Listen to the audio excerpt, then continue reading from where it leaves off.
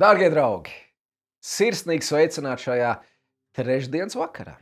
Tikšanās baznīcas kalnā saruna, vakar viesis. Mūsu otrā reize šādā formātā. Prieks, ka pagājušajā trešdienā mēs jau iepazināmies un tuvāk iepazināmies ar kādu no mūsu draudzes cilvēkiem, proti Eduardu. Šis vakars ir pienācis nākamajam mūsu vakar viesim, vakar sarunai. Un, ja man tā jāpiesaka, tad cilvēks, kuru nevar ielikt vienā kastītē.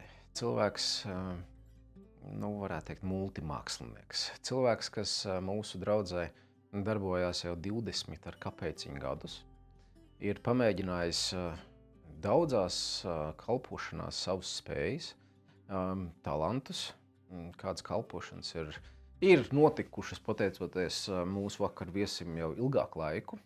Un joprojām cilvēks, pie kā mēs griežamies tad, kad ir vajadzība pēc kādām radošām idejām. Elīna Lāce, mūsu vakara viesis. Vakar, Andi. Čau. Prieks, ka tu piekriti un ka mēs varam šādā veidā tikties ar tevi. Es nezinu, kādi varbūt tevi nepazīst, vai varbūt pat tikai varbūt attālināti ir redzējuši, bet es domāju, ka tie ir uz vienas rokas pirkstiem skaitām cilvēku mūsu draudzē. Kādā mērogā skatās? Draudzes mērogā, es domāju. Bet tomēr, varbūt, ka tu vari sākt ar to, pastāstīt, kas ir Elīna Lāce. Kad es vakar savai meitiņai teicu, ka droši vien tu uzdos man šādu jautājumu, kas ir Elīna Lāce, tad viņa atbildēja, ka Elīna Lāce ir viņas mamma, kuru viņa ļoti mīl. Un es tā nodomāju, šīs atbildes priekšā droši vien tās visas pārējās ir tādas maznozīmīgākas un mazāk svarīgas, bet, tad, kad es kaut kur dodos pie cilvēkiem, tad es parasti tiek pieteikta kā žurnāliste, rakstniece vai dzejniece, vai atkal kā dziedātāja un komponiste. Bet, draudzes kontekstā, es domāju, arī šādi tad uzdziedu, šādi tad uzrīkoju kādu pasākumu. Ikdienā esmu viens no cilvēkiem, kas gādā par to, lai draudzes sociālo tīklu kontos ir regulāri saturs un jaunākā informācija par to, kas draudzē notiek.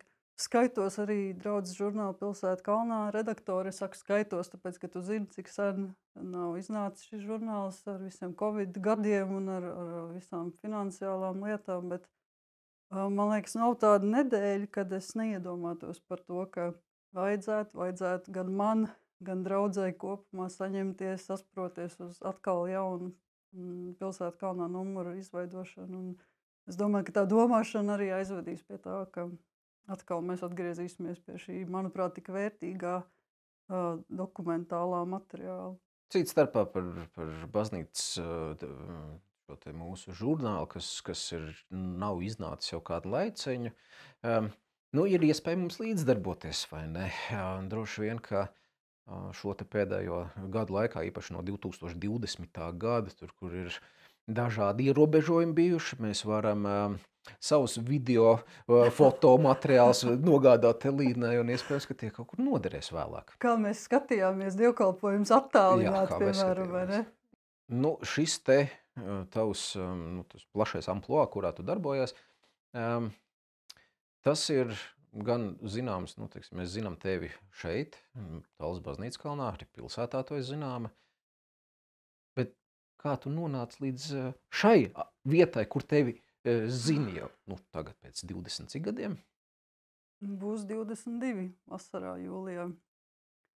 Bet viss sākās, kad manas vidusskolas bijušās klasbiedrenes dzimšanas dienas svinībās bija jaunieši toreizējie no šīs draudzes, un tie bija tagadējie mācītāji, Raimonds Mežiņš un Mareks Ignats, un arī mūsu agrākais ēģelnieks otrs Raimonds, Raimīts. Viņi kaut kā tā to draudzību, tikko sākušos draudzību ņēma nopietni, un Mēs sākām tur tajā laikā, zin kā, nebija nevienam taču pieslēgums mobilajam telefonam, bija zelta zīltiņas un tam līdzīgi, un mēs tur sapīkstinājāmies un sarakstījāmies ar īsziņām. Un viņi mani aicināja uz kristīgiem pasākumiem, gan baznīcas kalnā, gan citur. Un jā, Mareks un Raimonds, viņi tā arī bija tie, kuri tuvojoties iesvētas nometnei, uzrunāja mani, ka vajadzētu iziet šo iesvētas nometni. Es atceros to vakaru, kā es visādi mēģināju argumentēt, kāpēc es vēl neesmu gatava, ka es nejūtos gatava un kāpēc es nevaru doties uz nometni, ieskaitot, ka man, piemēram, nav naudas, lai samaksātu par iesvētas nometni, bet viņi apņēmās to nokārtot. Un tad mans pēdējais arguments bija, ka man nav transporta, lai nokļūtu mācītāju muižā. Bet nākamā rītā pie manām namdurvīm apstājās paša mācītāja Māra Ludvika automašīna. Un jāsaka, gan burtiskā, gan pārnestā nozīmē manā dzīvē pavērās tā kā jauns ceļš manā priekšā, kas atveda gan līdz mācītāju muižai, gan līdz baznīcas kalnam. Tu pieminēji tur Mareku, Raimondu, jauniešu darbu un visu pārējo, kur jau atkal cilvēki esot iekšā tajā baznīcas dzīvē, ir mēģinājuši ne tikai būt tie, kas kaut ko klausās un saņem, bet arī, teiksim, kalpot, vai ne? Un es atceros, kad šī te Mareka Aija, viņa bija svētdienas skolas vadītāja. Man sanāca uzaugt šajā te baznīcas kalnā un, protams, svētdienas skola. Un tad vienā brīdī tika nolikts faktu priekšā, ka es būšu svētdienas skolas skolotājs. Gados, cik man bija, 14, 15 varbūt. Katra puiša sapnis, vai ne? Jā, un mēs uzcītīgi pusgadu vadījām nodarbības mazākiem par sevi svētdienas skolas bērniem. Un tas pirmais brīdis likās, tu esi iemests iekšā, tev baigi patīkam nebija, vai ne? Un tad es arī līdz tas brīdis pienāca, ka es sapratu, šis laikam nebūs man, bet es pusgadu pamēģināju. Ja? Vienu semestri mēs to darījām. Jautājums par to, kā tu nonāci līdz baznīcas kalnam, teiksim, tevi atved uz šo te iesvētas nometni, tu klausījies, un kā tu nonāci līdz tam brīdim, kad tu teici, bet es arī gribu kaut ko pamēģināt. Tur bija Mareks atkal vainojams. Es domāju, ka daudzi tavi sarunu biedri potenciālie, varbūt vairs netik daudz, bet ka ir daudz cilvēku, kur varētu stāstīt un vainot Mareku. Arī Edvards stāstīja par Mareku, vai ne, kurš tiem vadiem ņēmās un ar mūziķiem. Un man arī, manā gadījumā arī Mareks bija tas, kurš man uzrunāja pievienoties slavēšanas grupai. Un līdz ar to man pirmā kalpošana bija tieši slavēšanā.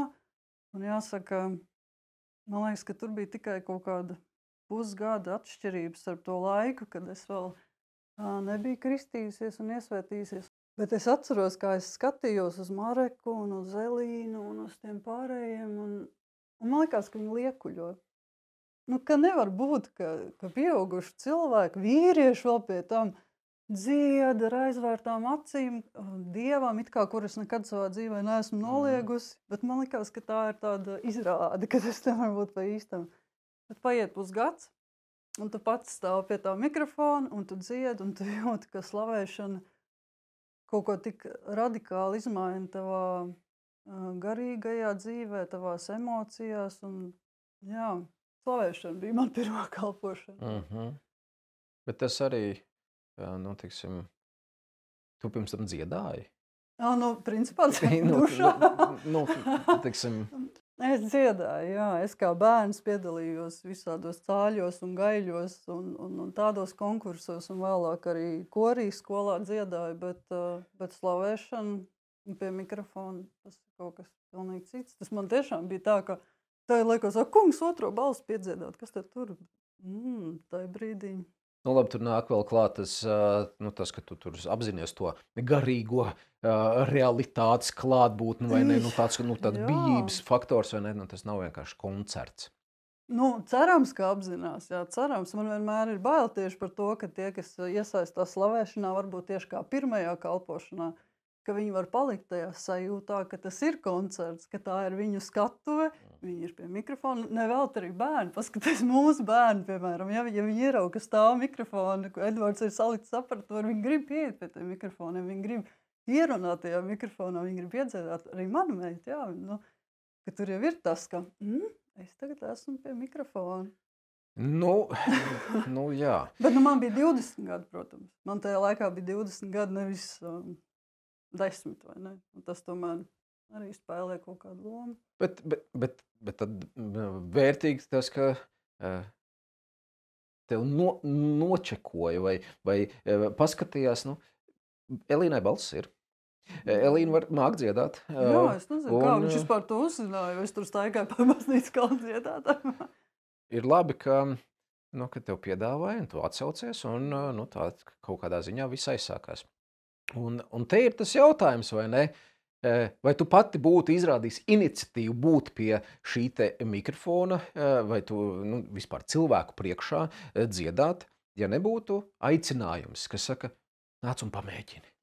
Jā, es domāju, ka ir ļoti, ļoti svarīgi, lai izskan šis personīgais uzaicinājums, un ne jau tikai tas attiecās uz šo slavēšanas grupu, bet arī mēs pieminējām Draudzes žurnālu, arī tas, ka Ina Paļevska, iepriekšējā redaktora un žurnāla veidotāja, arī tā deva to svētību un aicināja mūs ar Ilzi tajā laikā pie sevis ciemos, sagatavoja bagātīgu cienestu, mūs tā ieveda tajā visā, un mēs tur fotografējāmies, kā arī paudžu maiņa notiek, un tas ir ļoti skaisti, ka tu jūti, ka tev tiešām tā kā dod to svētību, un tevi iedrošina, ka tu to vari, un tāpat Māris, es domāju, diez vai es tik šausmīgi daudz ko būtu šai draudzē darījusi, ja nebūtu viens Māris, kas regulāri piedāvā, aicina atkal un atkal un atkal, un paldies, ka arī tu joprojām neatmet man ar roku, bet neliec man mieru, un arī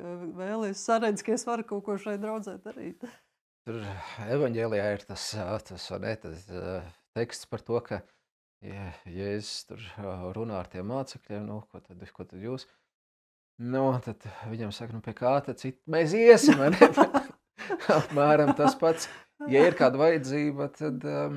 Tad iet pie tā, kurš neatsaka lielākoties. Ne tikai neatsaka, bet, teiksim, tavā gadījumā, ja mums ir vajadzīga kaut kāda šī te radošā pieeja, tad mums nauda ir vajadzīga, vienmēr nauda ir vajadzīga, bet tas radošums, tu neies pie jebkura. Un kaut kādā ziņā, mēs esam kopā draudzē uzauguši, teiksim, tādā garīgā nozīmē uzauguši, vai ne? Jo varētu teikt, mēs esam vairāk vai mazāk vienaudži. Un tas tavs ienākšanas laiks draudzē bija saistīts ar manu kaut kādu jau apzinātu tādu ienākšanu draudzē. Un jauniešu darbā mēs bijām kopā. Jā, un daudzas lietas. Un tieši tāpēc pie tevis ir vieglāk aiziet nekā meklēt kādu citu. Bet tas nenozīmē, ka mums nav kādu citu cilvēku apkārt. Jā, tikai viņi reizēm slēpjas, vai ne? Ka ir grūti arī uzaicināt to personīgo uzaicinājumu izteikt, ja mēs vēl nemaz neesam redzējuši. Es pieņemu, ka Mareks man aicināja dziedāt, jo es tā slavēšanā pietiekami skaļi varbūt dziedāju līdzi, ka varēja saklausīt to manu balsi, bet ir jau tās dāvanas, kuras tu nevar tā ieraudzīt, vai ne? Andi, vai tu gadījumā afišas netaisi? To nevar ieraudzīt tā, vai ne? Tur ir jāpierāda savu darbībā, lai arī citreiz tev uzrunātu. Tātad ienākšana draudzē. Pirmais aicinājums uz šo te, teiksim, kaut kā līdzdalību, tur, kur tu esi aicināti, arī no sevis kaut ko dot, vai ne? Bet no sākuma noteikti ir šis, mēs arī pagājušajā nedēļā ar Eduardu runājām par to, ka nav jau tas sliktākais, ka tu atnāc un saņem, vai ne? Un ka tu gaidi, kad tev kaut ko kaut ko iedos šeit, vai ne? Būtu traki, ja uzreiz pateiktu, Zikai, no tevis viss, kas ir vajadzīgs. Ir tava klātbūtne, ir tavas finanses, ir tavas roku, darba stundas, ja? Un viss, tu tikai nāc un tagad atstrādā to visu, vai ne? Bet nē, nu tev ir jāsaņem. Tev ir jāsaņem vispirms, un kaut kādā ziņā, tā kā Edvards teica, ja, tu sēdi, un vienā brīdī paliek garlaicīgi sēdēt. Ja. Nu, cerams. Nu, varbūt, ka cilvēki ir dažādi, bet es tā nevaru. Es nevaru nosēdēt. Man gribās kaut ko darīt. Un te, tad, kad ir tā mierīgā sēdēšana beigusies, ja, tev piedāvā kādu cilvēku, varbūt, ka tu pats sāc saredzēt, varbūt, ka es varētu šo te izdarīt. Ja. Tad nevis tu tā kā dod, vai ne, no tevis tā kā prasa, bet patiesībā tu attīsties vēl vairāk. Nu, tavā gadījumā varētu nodefinēt kā tādu radošuma attīstīšanos tevī. Un tieši draudzes kontekstā. Nē, tā ir.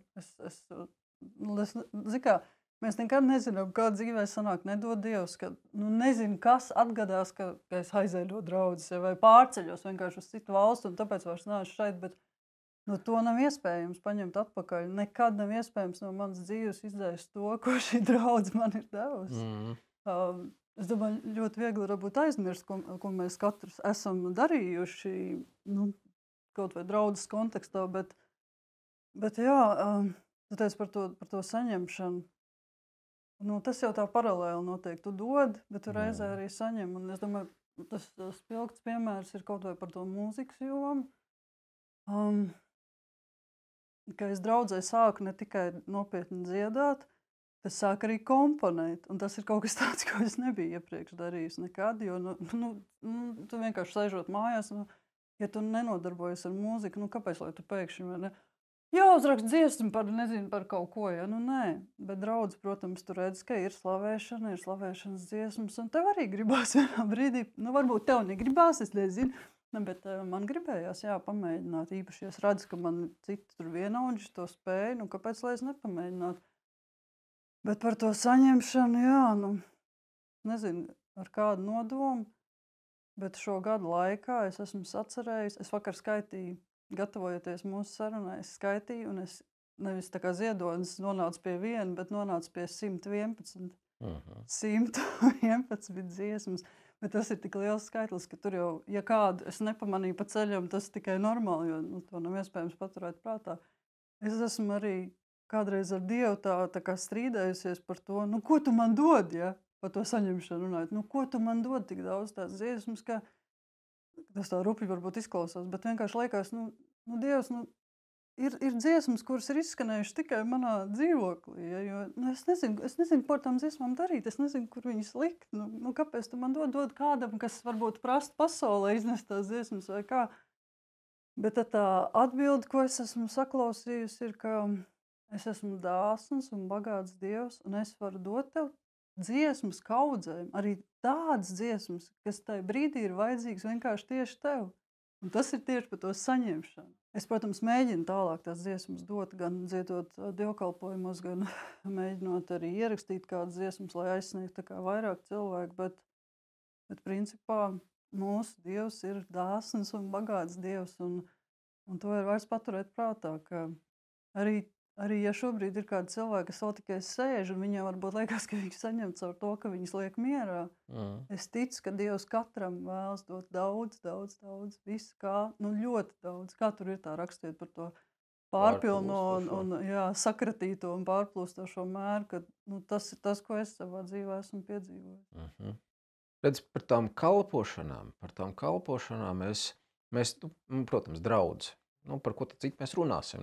Ir Dievs, ja? Dievs ir tāds, ja? Paliekam pa plauktiņiem visu. Un, protams, ka tā draudze jau nesastāv tikai no tās vienas dienas vai stundas nedēļā. Ir daudz, kas apkārt. Mēs esam pietiekoši plaši šeit baznīcas kalnā izpletušies. Un tad, protams, tas uzsvars ir nāc un kaut ko pieliec savu roku. Bet, lai pielikt savu roku, kas ir vajadzīgs? Ir vajadzīgs... Rokas. Rokas arī, bet tas, ka es redzu, ka ir vērts to darīt. Vai ka es saredzu, ka tas nav tikai mans nopirktais laiks, tādā ziņā nopirks, ka es esmu kādu kolektu ziedojumu atstājis vai ne, bet patiesībā tā jau ir arī, es esmu daļa no šī te, vai ne? Un ka es arī sevi saredzu tajā visā lielajā kopumā. Jā, tu tagad par to draudzes uztveršanu personīgi, ko es ieminējos, jo man kaut kāds pāris mēnešus, man liekas, no adventa, ne tik daudz no adventas laika, man kaut kā visu laiku manī skan tā doma, ka man gribās pateikt draudzes cilvēkiem, lūdzu uztveriet draudzes personīgi. Ka tiešām tā ir mūsu ģimene, tās ir mūsu garīgās mājas, kurās ir arī ļoti daudz praktisku vajadzību.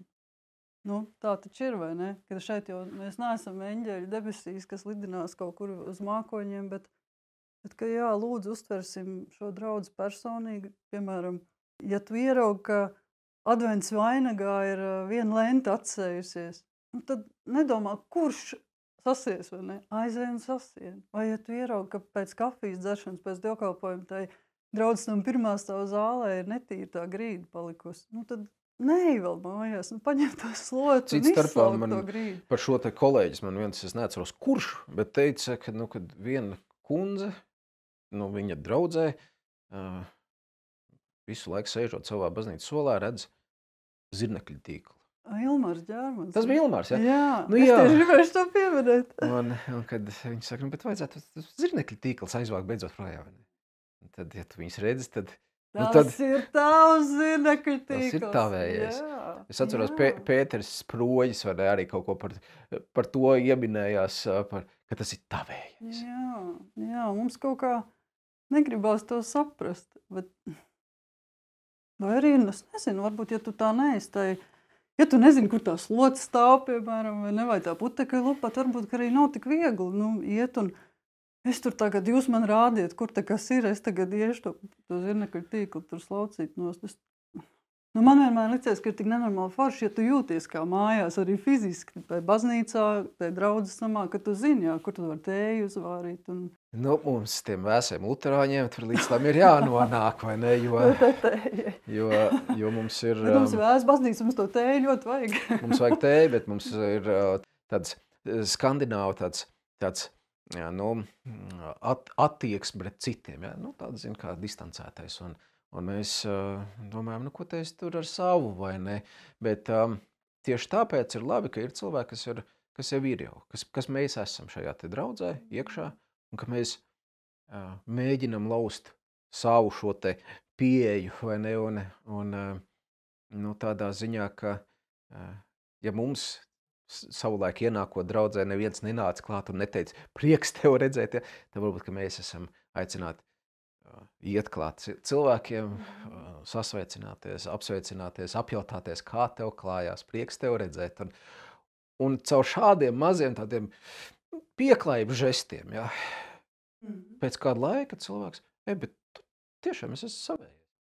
Jā, tā kā mājās. Un tas ir tas, kad uztver to draudzi personīgi, ne jau tikai šīs praktiskās lietas, bet arī tos draudzes cilvēkus, uztver, ka tie ir mūsējie. Es nezinu, kā citiem, bet man liekas, svētdienās dievkalpojumā mēs visi esam tādi ieturēti un rāmi un klusējam, un tad man ļoti patīk, tad mēs noejam lejā uz to kafijas dzeršanu, un tad tur ir pilnīgi, viens, otrs, trešais tev nāk klāt, un ar katru tev ir cits saruna temats, un tad tu pēc tās kafijas dzeršanas, kad beidzot izej ārā no draudzes, liekas, te kaut kas ir bijis, te ir bijis tāds, tā kā ģimenes kaut kādā tusiņā, vai ne, tu esi bijis, un tu esi daudz komunikācija ir notikusi, bet ir tāda ļoti laba sajūta, jo tie nav sveši cilvēki. Nedēļa ir pagājusi. Mēs vienreiz nedēļā ar kādiem tiekamies. Skaidrs, ka mēs varam aprunāties, vai ne, varbūt izstāstīt kaut ko interesantu, kas mums ir noticis, vai mūsu novērojums un tam līdzīgi. Un tas ir labi, ka nav viens tāds kapa klusums, padzeram savu tēju, kafiju un dodamies projām. Ne, bet mēs redzam, ka bet tie ir manējie. Es varētu paprasīt gan katram, kā klājās. Un īpaši, ja tu parunājies katru svētdienu, tas nozīmē, ka tu jau atcerēsies, par ko tu esi runājis iepriekšējā svētdienā, Kā tev tajā lietā tur iet, vai ne? Vai ir kas jauns? Nu, tev jau ir par ko runāt. Tas jau nav tā pirmā reize, īpaši, ja tu nezini, kā sauc to otru cilvēku. Nu, tad tur tā, vai ne? Nu, bet man liekas, ka iet uz labo pusi. Tā kafijas dzeršana kaut ko atraisa. Tiešām tāda. Kafijas dzeršana vienmēr kaut ko atraisa. Jā. Bet kafija šeit nav bijusi vienmēr. Nē. Kafija parādījās mums salīdzinoši nesen. Jā. Un daudz, kas ir parādījies diezgan nesen. Tagad ir tas jautājums, 22 gadi būs tūlīt. Pārmaiņas baznīcas kalnā. Es paņēmu pat fotogrāfijas līdz esmu sagatavojis. Es arī paņēmu starp citu. Edgars parādīs pēc tam ekrānā pasties, ja, kā es izskatījos pirms 22 gadiem ar Māru Ludviku un Kasparu Simonoviču mācītāju mūžā. Nu, jāsaka, Kaspars pat tiešām ir pārmainījies. Matu garums tikai nekas jau cits. Bet paskaties baznīcas kalnu, ja? Tu taču piedzīvoji vēl vairāk nekā es to, ka nebija bruģēts baznīcas laukums, bet bija zālājs, bija koki un bija viena Vecā Svētdienas skolas ēka. Lūk, Vecā Svētdienas skolas ēka, ja. Un tad, kad es ienācu, tad draudzināms bija vēl tapšanas stadijā, bija tikai reģips pie sienām, nebija apkura, bija, nu, tās lietas, kas tagad liekas pilnīgi pašsaprotams, to laiku absolūti nebija pašsaprotams. Un kā tev liekas? Labi, nu tā infrastruktūra ir mainījusies. Ir daudz, kas, protams, labs ir vērtīgs, nu, teiksim, nu, tādā piekļuvas ziņā ir uzlabots. Mēs esam savas siltas telpas ieguvuši, augšistabu, visu tur, kur liekas, ka draudz varētu. Ne? Kas ir vēl tāds? Cilvēkos varbūt, ko tu esi novērojis, mainījies no tā laika, iespējams, nu, tas 2000. gadu sākums, kur tie 90. bija tikko pārdzīvoti, vai ne, tur kaut kāds uzrāviens bija?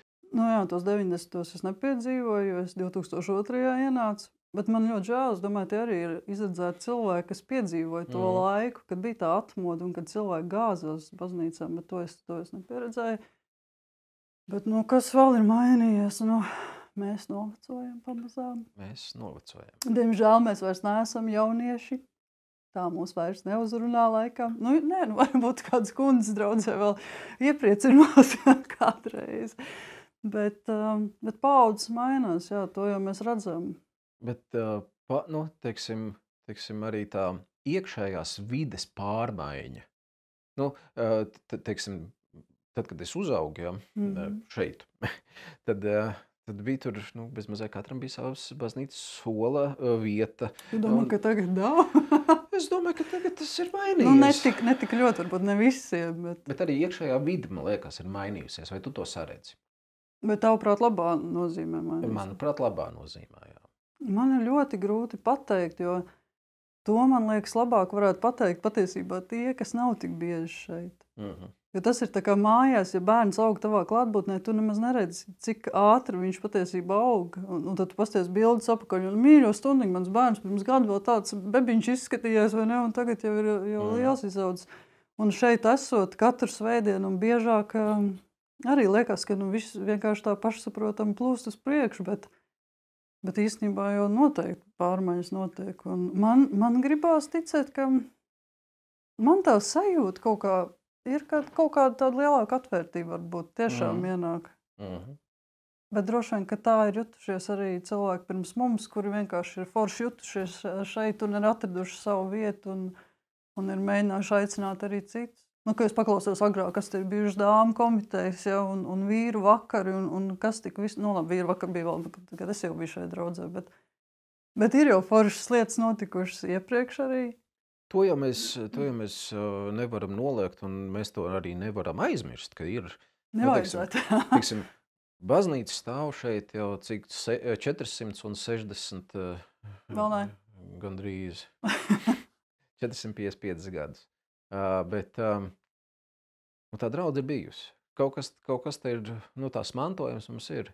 Un kurš tas gudrais cilvēks teica, ja, pastāvēs, kas pārmainīsies, ja? Kurš tas bija? Kurš tas bija? Un mēs jau tā domājot, saprotam, ka arī pie šī mēs nevaram palikt, kur mēs esam. Ka mums ir jāmēģina vēl kaut kā savādāk, nu, varbūt to pakāpienu uz augšu pakāpties kādās šajās pašās mūsu savstarpējās komunikācijas attiecību līmenī vai ne, vēl kaut kādās lietās. Mums ir jāpārmainās. Un uz to arī Pāvils aicina, vai ne? Nu tad pārveidojieties tajā Kristus klātbūtnē, ja, tajā, nu tad atjaunojieties savā garā. Nu, tas nozīmē, ka mēs nevaram iekapsulēt šo brīdi. Ir labi, ir tā tikšanās baznīcas kalnā, vai ne? Un tad mēs paliekam pie tā. Bet varbūt, ka ir vēl kaut kas. Ko tu saredz, kas mums kādām pārmaiņām vajadzētu sekot? Tu droši vien to domā tā daudz plašāk, nekā es tagad atbildēšu, bet vēl viena lieta, par ko es esmu domājis kaut kādus pēdējos mēnešus. Es ceru, ka es to nepārpratīšu. Jā, nesapratīs kaut kā nepareizi, bet godīgi sakot, man ļoti gribētos, lai mūsu draudzes vīrieši ir atkal vairāk džentlmeņi. Tu negaidīji tādu atbildi droši vien, vai ne? Bet man kaut kā, jā, varbūt tas ir arī saistīts ar šīm pārmaiņām, kas notiek, ka tagad jau vīrieši nemaz nevar zināt, vai drīkst atvērt durvis sievietei, vai tas tiks uztverts ar tādu feministisku attieksmi, bet man ļoti, ļoti gribās, lai mūsu draudzes vīrieši ir džentlmeņi. Jo man prātā ir viens pasākums netik sen, kad pēc ēšanas vajadzēja pārnest krēslus uz telpas otru pusi, lai varētu baudīt programmas turpinājumu, un es tur tā ieminējos, ka vajadzētu tos krēslus. Un bija kāda vīrieši, kur laipni palaida mani garām ar smaidu sejā, lai es tos krēslus varu nest. Bet tieši tā. Bet man likās, ka varbūt, ka es gribētu tomēr, lai vīrieši dar to vīriešu daļu, kad tās sievietes ir to savu daļu. Bet, protams, tāds jautājums, kas ir kura daļa, bet tā, ja tu man jautāji, tad man gribētos, lai mums tomēr ir tie vīrieši, kas tās durvis atver. Tu atceries noteikti mūsu pirmsākums pirms 20 gadiem draudzes nometnes mācītāju muižā. Es izdomāju programmu, un tu nesi solus. Atceries? Tu nesi solu pēc sola. Solis es esmu nesis kopš, es varēju pacelt kaut ko šajā draudzē. Es esmu daudz ko nesis un turpinu nest, ja. Jā. Teiksim, jau ne tikai fiziski, jau arī ne fiziski, bet es domāju, ka, teiksim, tas nešanas, ja, tas joprojām ir iekšā, un pat, ja es skaitos draudzes mācītājs, draudzes priekšnieks saka, būs granuls, pievedīsim granuls, izkrāmēsim ārā. Ejam un krāmējam, jo, teiksim, bet ne sievietes. Sievietes ne. Lūk. Sievietes ne. Es piekrītu, jā, teiksim, tā visa modernā pasaule, vai ne? Iespiežās iekšā arī draudzē. Tā vienlīdzība, par kuru sievietes pašas ir cīnījušās un turpina cīnīties, bet jā. Man liekas, ka draudze ir laba vieta, kur gribētos, lai tas lomu sadalījums tomēr turpina būt tāds vecmodīgs. Lūk, un arī tas vērtību kaut kāds pamats, uz ko mēs esam, vai ne? Kad, visam ir jāmainās. Teiksim, draudzē ir jāiet, kaut kādā ziņā jābūt saprotamai tā laika sabiedrībai. Bet vērtībām jāpaliek tām, kas patiešām nemainās. Tā kā Dievs ir nemainīgs, vai ne? Tās vērtības arī nemainās, bet tas, kas uz tā tur tiek izveidots, jauns, vai ne? Tas ir laikam atbilstoši, vai ne? Jā, bet vēl par pārmaiņām es ļoti, ļoti gribētu, lai atkal uz labo pusi mainās mācītāju mūžu. Tas ir kaut kas tāds, man mācītāju mūžu, kur es esmu kristīta un iesvētīta, un man ir tāda sajūta, ka šis ir tas laiks, šis ir tas gads, kad draudzē atkal ir jāpavērš skatiens uz mācītāju mūžas pusi. Un to mēs ik pa laikam arī darām. Bet, dargie skatītāji, mēs te runājam par pārmaiņām, par radošumu. Ja mēs varētu arī jūs iesaistīt nedaudz, kas ir tas, ko mēs tikko ar Elīnu domājam par to, kādas pārmaiņas jūs gribētu? Bieži vien cilvēki, kas ir, teiksim, draudzes padome, kur arī tu esi, vai ne, draudzes vadība, mēs izdomājam savā galvā, šādas pārmaiņas vai šādu virzienu mēs tagad ieņemsim, bet bieži vien, ka cilvēki, kas atnāk uz dievkalpojumu, skatās uz kādām lietām savādāk, tāpēc jums ir iespēja izteikt savu viedokli arī komentāros personīgi mums un kaut kā darīt zinām, kas ir jūsu to pārmaiņu ilgas, ja? Vai arī tas, ko mums vajadzētu obligāti vēl saglabāt, ja? uz priekšdienām. Tā kā gaidu jūsu arī kādus komentārus par šo. Mēs jau tuvojamies mūsu dialogu noslēgumam, bet cits starpā domājot par to laiku, kurā mēs esam.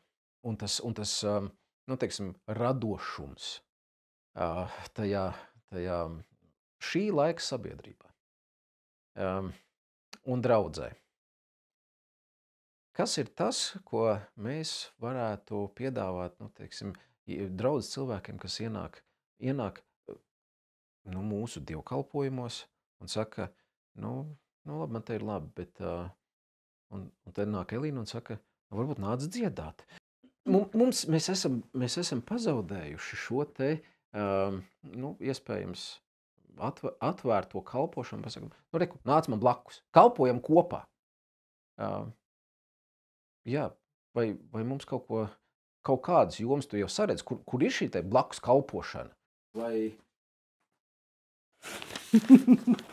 Blakus kalpošana, nē, nu, es domāju, ka tiešām šī infolapiņa, vai ne? Šī bija viena laba infolapiņa, un es ceru, ka mēs, tu un es abi saņemsimies un turpināsim infolapiņas, un tas tāda kameras priekšā tiek pateikts, tāpēc mums nāksies, mums varēs turēt pie vārdu, bet, ja jūs atceraties, mums bija infolapiņa tieši par kalpošanas iespējām, un es domāju, absolūti lielākais vairākums no šeit minētajām kalpošanām, šo droši vien vajadzētu vēlreiz aktualizēt tik pa laikam, jo ienāk jauni cilvēki, bet ka te noteikti ir katrai kalpošanai priekšā cilvēki, kuri tieši tā kā tu teici, būtu gatavi, ka nāc man blakus, darīsim kopā, kamēr tu būsi gatavs. Bet kur tu esi gatavs kopā ar kādu?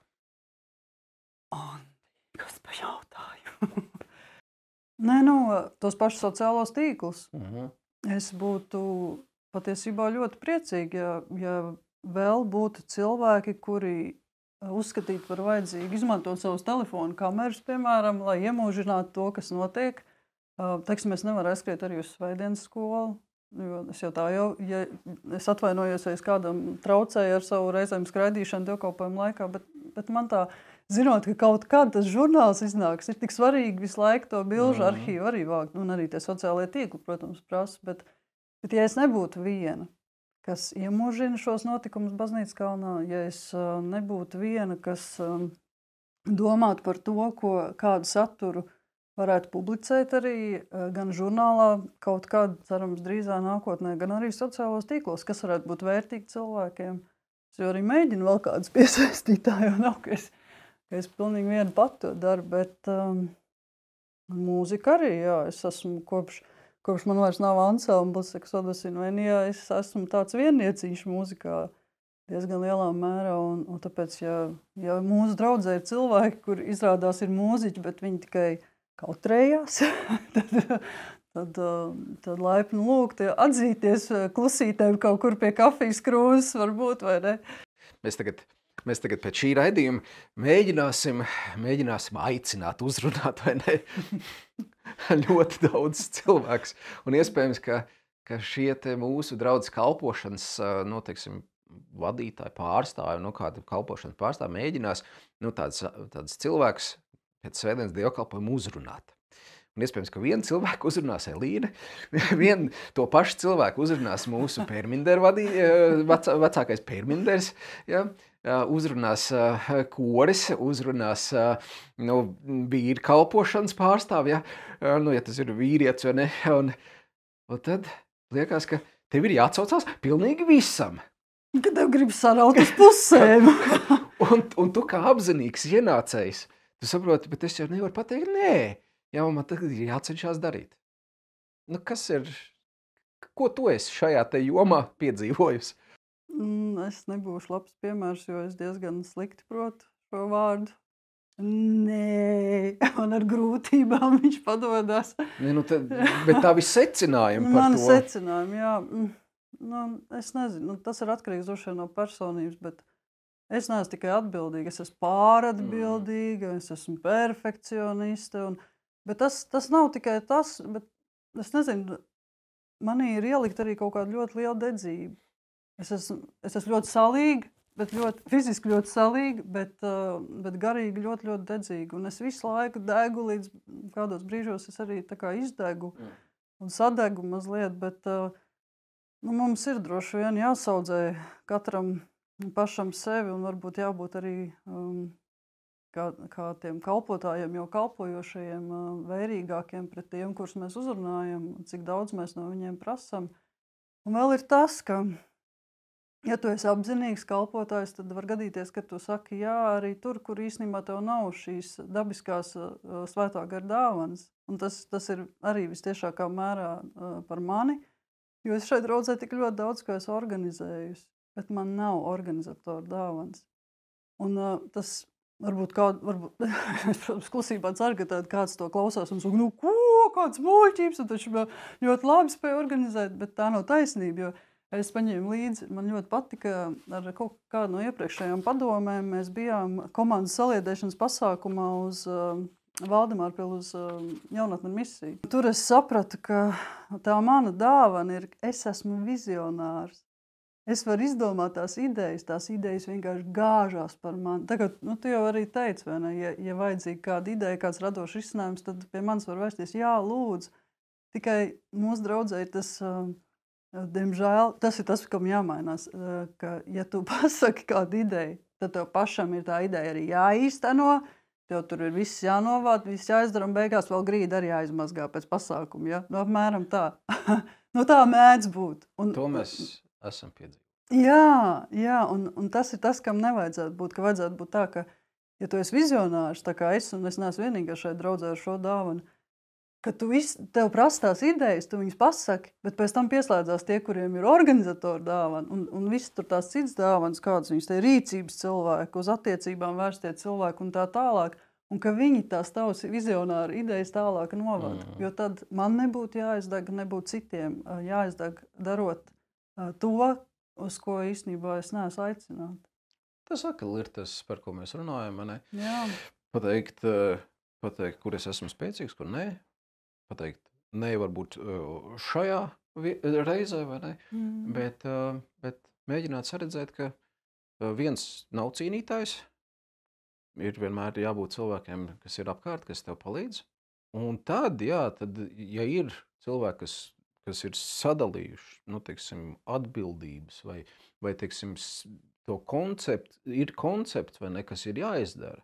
Un katrs zina savu lomu tajā visā. Jā. Kā arī draudzē cilvēki zināt savu vietu, jo mēs savu esam tie lomu. Kristus locekļi, vai ne? Nevis mēs visi esam galvas vai kājas vai stiprās rokas vai, jā. Tieši tā. Dārgie draugi,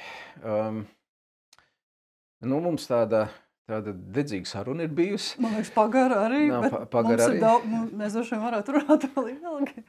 Vēl viens tāds uz jums vērsts jautājums. Tie no jums, kas izturēja līdz sarunas beigām, komentārā. Uzrakstat, kur jūs esat.